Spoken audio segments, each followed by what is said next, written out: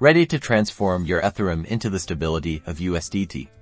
Let's dive into a quick guide on how to do just that on Binance. First things first, head over to Binance and log in. If you're new to Binance, you'll need to create an account by clicking register, but if you're already registered, you can log in. Now, navigate to the trading interface. The easiest way is to search for the ETH USDT trading pair in the search bar at the top. Here's where the magic happens. You'll see the Sell section. You have a few order types to choose from. Limit allows you to set a specific price you're willing to sell at.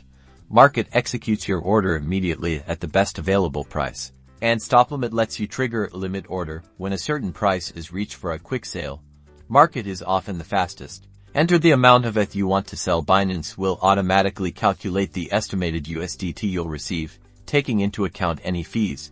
Double-check all the details. Once you're happy, click the Sell ETH button. Boom, your order is placed. If you chose a market order, it'll likely fill instantly. For limit orders, you'll need to wait until the market price reaches your specified price. You can check the status of your order in the order history section below. Finally, to confirm the sale went through, head to your wallet or funds section. You should now see your USDT balance increase by the corresponding amount.